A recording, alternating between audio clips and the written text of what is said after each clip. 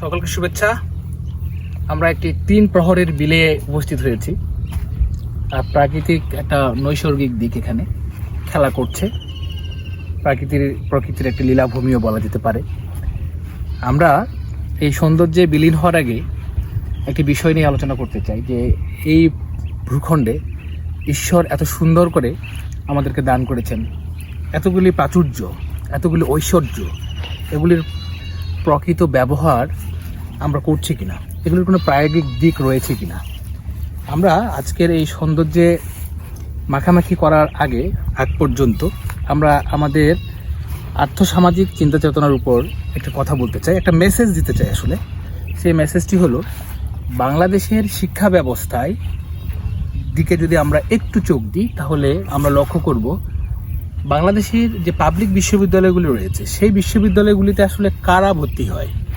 আমরা ব্যাপক গবেষণা চালিয়ে দেখেছি বাংলাদেশের যে পাবলিক বিশ্ববিদ্যালয়গুলি রয়েছে সেই বিশ্ববিদ্যালয়গুলিতে ভর্তি হয় নিম্ন শ্রেণীর মানুষেরা, নিম্ন বিত্তের যে মানুষগুলি, তারা এই বিশ্ববিদ্যালয়গুলিতে ভর্তি হয়।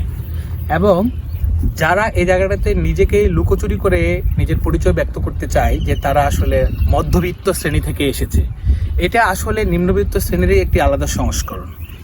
এবং তারা নিম্নবিত্ত শ্রেণীতে যখন এই মহান প্রতিষ্ঠানটিতে যায়, যদিও প্রশ্ন রয়ে যায় যে বিশ্ববিদ্যালয় নামক সংগঠনগুলি যে বাংলাদেশে রয়েছে সেগুলি কি মহান কিনা। এবং ওখানে গিয়ে তাদের একটি উচ্চবিলাস তৈরি হয়। উচ্চবিলাস হয় রাজনৈতিক উচ্চবিলাস হয় সাংস্কৃতিক উচ্চবিলাস।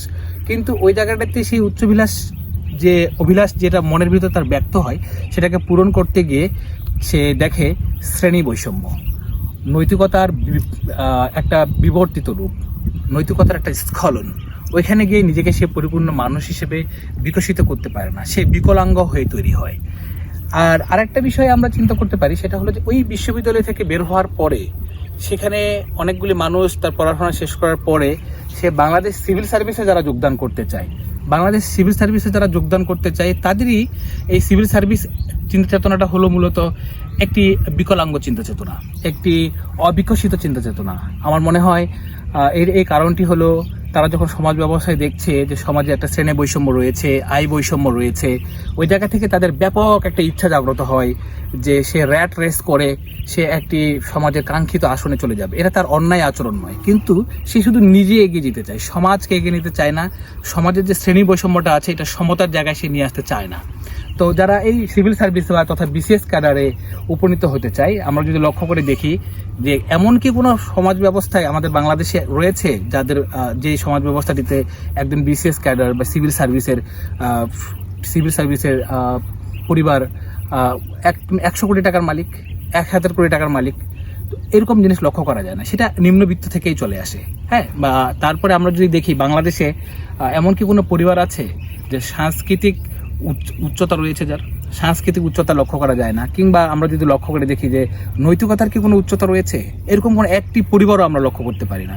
নৈতিকতা, সাংস্কৃতিক উচ্চতা যে সমাজে নেই সেখানে নৈতিকতার উচ্চতা আমরা লক্ষ্য করতে পারি না। এটা কখনোই সম্ভব হয়ে ওঠে না, সম্ভব নয়। আসলে আমরা প্রাণীবিজ্ঞানের ভাষায় একটি টার্মিনোলজি জানি, সেটা হচ্ছে ক্লিপ্টোপ্যারাসাইটিজম হলো যে আমাদের এই সমাজ ব্যবস্থায় এক ধরনের প্রাণী বা পশু রয়েছে, যে প্রাণী বা পশুগুলো পরিশ্রম করতে চায় না। তারা অন্য প্রাণীর শিকার যেগুলি করে সেগুলির মুখ থেকে তারা খাবার কেড়ে নেয়। যেমন হায়ানা নামক একটি প্রাণীর আছে যেটি ক্লিপ্টোপ্যারাসাইটিজমের মধ্যে লিপিবদ্ধ হয় বা উপনীত হয়। তারা আসলে বাঘ বা সিংহের মুখ থেকে খাবার ছিনিয়ে নেয়। আমরা এই কথাটি বা এই প্রত্যয়টি এখানে ব্যবহার করার একটি বিষয় হলো, সেটি হলো মূলত এই যে ক্লিপ্টোপ্যারাসাইটিজমে যাদেরকে আমরা ফেলতে চাই বা শ্রেণীকরণ করতে চাই, তারা হলো মূলত এই সরকারের বাংলাদেশে যে আমলারা রয়েছে, যারা আমাদের বিসিএস ক্যাডারগুলি রয়েছে, তারা আসলে এগুলোকে চাকরিজীবী হিসেবেও আমরা বলতে পারি। তারা আসলে নিজে কোনো শ্রম দিতে চায় না, তারা কোনো প্রোডাক্টিভিটির জায়গায় নিজেকে লিপিবদ্ধ করতে চায় না।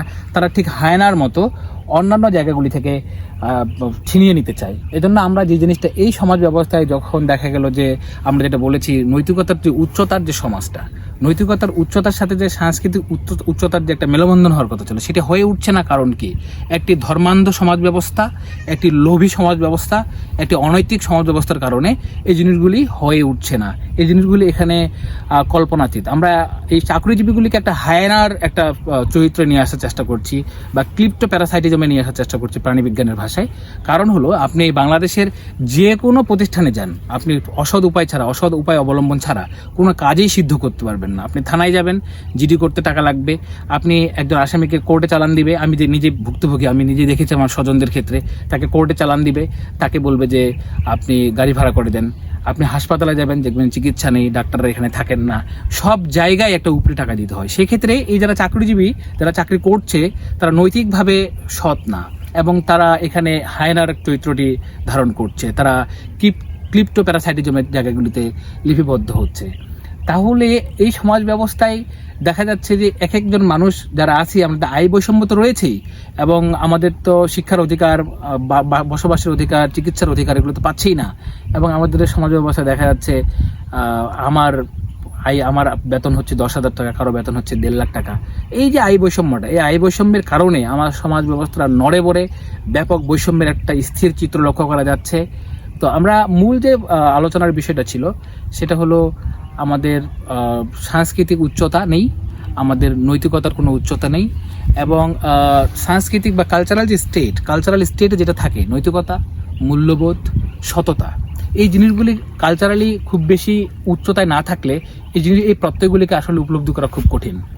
আর যারা এই বিশেষ ক্যাডারগুলি হতে চাচ্ছেন, সবাই যে এরকম তা না, আমি বলবো না সবাই এরকম না। সবাই দেশপ্রেম, অনেকেই দেশপ্রেম ধারণ করে, অনেকে মূল্যবোধ, নৈতিকতা বিষয়গুলিকে ধারণ করে, এটা আমি বিশ্বাস করি।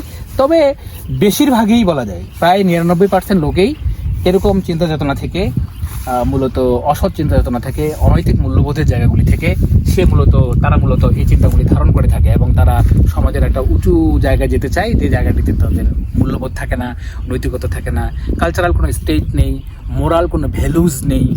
তো এই সব কিছুর পিছনে চাওয়ার পিছনে যেটা হচ্ছে একটা অসৎ চিন্তা চেতনা, আমি মনে করি আর কি। এবং এই জায়গা থেকে বের হওয়ার উপায় কি? আমাদের যে এই যে পরতে এত সমস্যা, নৈতিকতাকে কিভাবে ঠিক করা যায়, মূল্যবোধকে কিভাবে ঠিক করা যায়, সামাজিক ভ্যালুস কিভাবে ঠিক করা যায়। এমনকি একটি তরুণ পরিবার নেই, যে পরিবারটি 100 কোটি টাকা রয়েছে, সে একটা কালচারাল স্টেটে বসবাস করছে, সে বাংলাদেশ সিভিল সার্ভিসে যোগদান করতে চায়, এবং যোগদান করে সে একটা সমাজকে সুন্দর সুস্থ সমাজের বিকাশের দিকে নিয়ে যেতে চাইবে। এরকম পরিবারেই নেই, এরকম পরিবার লক্ষ্য করা যায় না। আমরা জানি, এবং নিশ্চয়ই আমরা বুঝতে পারছি, যে পরিবারটি একটা কালচারাল স্টেট বা মোরাল ভ্যালুজের জায়গায় থাকবে, বা তার নিজস্ব অ্যাসেট থাকবে, সে নিশ্চয়ই তার মূল্যবোধ, নৈতিকতাকে সে বিসর্জন দিবে না। এবং আরেকটি বিষয় এখানে খুবই গুরুত্বপূর্ণ, সেটা হচ্ছে যে ব্যক্তি স্বাতন্ত্র্যবোধ। এই প্রত্যয়গুলিতে এত ঘাটতি, আমরা এই প্রত্যয়গুলি বুঝি না। এবং একটি সুস্থ সমাজ, সুস্থ পরিবার, একটি সুস্থ রাষ্ট্র, একটি সুস্থ শিক্ষাঙ্গন, এবং আমাদের পাবলিক বিশ্ববিদ্যালয়গুলিতে যেটা আমরা মেনশন করেছি, যে আমাদের সব নিম্নবিত্ত শ্রেণীর লোকেরাই যায়, উচ্চবিত্ত শ্রেণীর লোকেরা আমার মনে হয় না যাদের 1,000 কোটি টাকার, যে পরিবারের বাবার 1,000 কোটি টাকার মালিক, সে তার সন্তানকে প্রায় পাবলিক বিশ্ববিদ্যালয়ে পড়ায় না, এবং সে তার সন্তানকে বিসিএস ক্যাডারও বানায় না। বিসিএস ক্যাডার কারা হয়? নিম্নবিত্ত শ্রেণীর মানুষেরা। এবং তারা যখন সামাজিক নানান বৈষম্যের মধ্যে যায়, নিজেকে সৎ রাখতে পারে না, রাষ্ট্র নামক যন্ত্রটি তাকে সহায়তা করে না, তখন সে একটা জায়গায় গিয়ে ফুলে ফেপে উঠে একটা পুঁজিবাদের চারা গাছ হয়ে ওঠার চেষ্টা করে।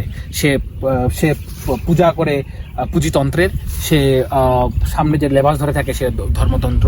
আমরা যেটা বলেছি, এই জিনিসগুলি টোটালি হওয়ার পিছনে একটি কারণ, এই সমাজ ব্যবস্থাটা যে বিশৃঙ্খল হচ্ছে, এই সমাজ ব্যবস্থাটা যে আমাদের অনৈতিক হচ্ছে, কিংবা আমাদের এই সমাজ ব্যবস্থাটা যে ভেঙে পড়ছে, সব কিছু ভেঙে পড়ছে, নৈতিকতার ব্রিজ ভেঙে পড়ছে, মূল্যবোধের ব্রিজ ভেঙে পড়ছে, শিক্ষার ব্রিজ ভেঙে পড়ছে, ভ্রাতৃত্ববোধের ব্রিজ ভেঙে পড়ছে, পরিবারগুলি ভেঙে যাচ্ছে। এগুলির পিছনে যেগুলি কারণ, আমার মনে হচ্ছে ধর্মান্ধতা, লোভ, নৈতিকতাহীনতা এবং মূল্যবোধ সম্পন্ন দৃষ্টিভঙ্গি সৃষ্টি না করার কারণে আমাদের এই ঘটনাগুলি ঘটছে। এবং এগুলিকে থেকে বের হওয়ার একটি উপায়, আমাদের একটা গবেষণা ভিত্তিক সমাজ তৈরি করতে হবে, একটা শিক্ষা বান্ধব সমাজ তৈরি করতে হবে। এই শিক্ষা বান্ধব মানে শুধু একটা কনস্ট্রাকটিভ রেজাল্ট তৈরি করা নয়, অবশ্যই গবেষণার পিছনে আমাদেরকে ধাবিত হতে হবে। সকলকে ধন্যবাদ। কতক্ষণ